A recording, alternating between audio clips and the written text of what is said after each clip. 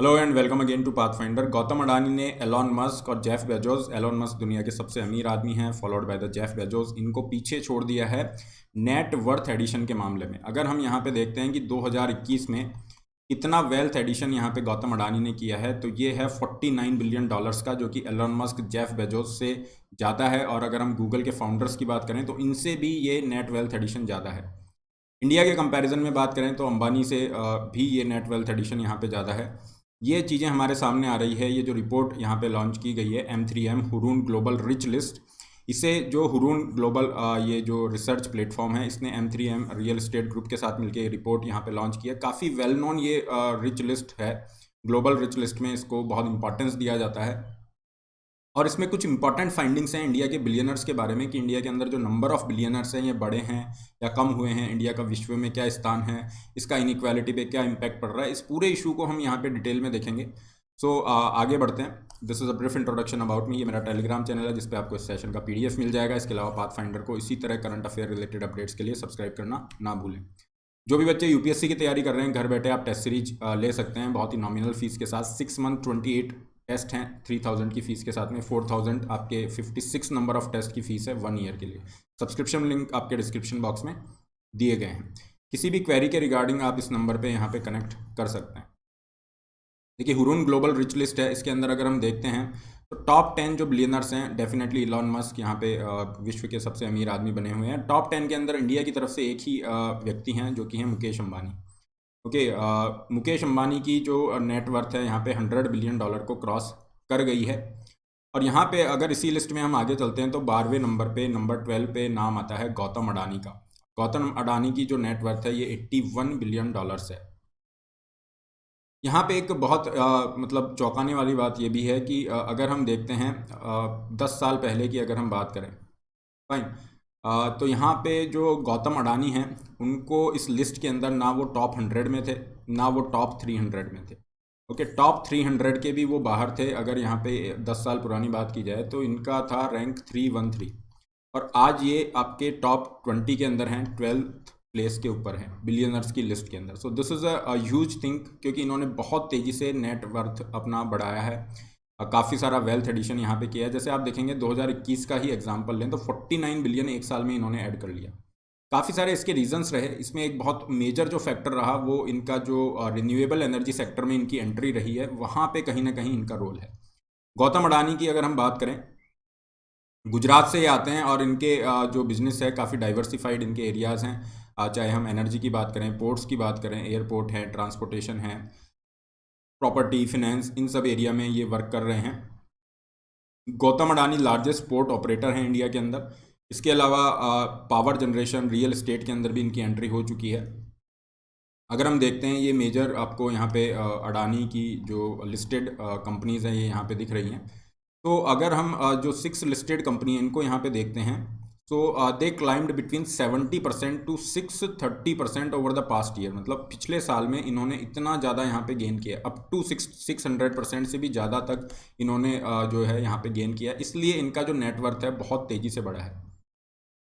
तो this is the thing. इसके अलावा एक बहुत मेजर फैक्टर रहा अडानी ग्रीन की जो लिस्टिंग हुई, उसके बाद में जो तेज़ी इनकी नेटवर्थ में देखने को मिली वो बहुत ज़्यादा थी। फॉर एग्जांपल, ये रिपोर्ट यहाँ पे कह रही है कि अडानी ग्रीन के बाद में इनकी जो नेटवर्थ है इंक्रीज्ड 5 टाइम्स, है ना, 5 टाइम इंक्रीज हुई है। This is huge. और अगर हम 5 साल पुरानी बात करें, 5 साल पुरानी बात करें तो टोटल जो इनका नेटवर्थ है वो लगभग 14 बिलियन डॉलर के आसपास आता है। 14 बिलियन डॉलर के आसपास आता है और आज अगर आप देखोगे तो 80 बिलियन डॉलर ये क्रॉस कर चुका है। तो बहुत तेज़ी से ये एडिशन हुआ है। काफ़ी सारे फैक्टर इसके अंदर रहे, जिसमें अडानी के जो एम्बिशियस मूव्स हैं ना, जिस तरीके से इन्होंने एग्रेसिव एंट्री की, चाहे वो रिन्यूएबल सेक्टर हो या अदरवाइज हो, वो बहुत मेजर फैक्टर रहा। अभी ये पॉस्को के साथ भी जा रहे हैं ना, स्टील प्लांट के रिगार्डिंग। एक समय ये था जनवरी, इसी जनवरी की हम बात कर रहे हैं, जहाँ पे गौतम अडानी ने रिप्लेस कर दिया था मुकेश अंबानी को, है ना, लेकिन ये ज़्यादा स्टेबल नहीं रह पाया। और अब आप देखेंगे तो मुकेश अंबानी वापस से ऊपर आ गए हैं और दोनों के बीच में जो फासला बहुत कम था, आप देखोगे 89.5 अडानी का था और 89.4 अंबानी का था। तो अभी ये फासला वापस से बढ़ गया है। तो दोनों नेक टू नेक चल रहे थे कि कौन इंडिया का सबसे अमीर आदमी बनता है, लेकिन अभी अंबानी काफ़ी आगे निकल गए हैं। अंबानी अगर हम देखें रिचेस्ट इंडियन है और यहाँ पे 103 बिलियन इनका नेट वर्थ आ रहा है और 24% का इनका ईयर ऑन ईयर राइज है, 24% का राइज है। जबकि अडानी के केस में 150% से भी ज़्यादा का ये राइज देखने को मिल रहा है। ईयर ऑन ईयर की बात कर रहे हैं। अगर हम 10 साल का यहाँ पे देखते हैं कि 10 साल में अंबानी ने कितना यहाँ पे इंक्रीज़ किया है, तो I think 20 billion something was there और आज ये 100 बिलियन पे आपका पहुँच चुका है, ठीक है ना। और यहाँ पे अगर हम अडानी की बात करें तो ये 1800% से भी ज़्यादा इन्होंने इंक्रीज़ यहाँ पे दिखाया है कि कितनी तेज़ी से इनकी जो वेल्थ है वो इंक्रीज़ हो रही है, उसको यहाँ पे बताया जा रहा है। जहाँ तक इंडिया के टॉप बिलियनर्स की बात करें तो ये लिस्ट आपको यहाँ पे दिखाई देती है। और जो सबसे ज़्यादा यहाँ पे अगर हम इंक्रीज़ देखते हैं पिछले 10 साल में, तो यहाँ पे आपको देखने को मिलेगा गौतम अडानी की जो पूरी है इसमें 1800 का है, जो सबसे ज़्यादा है।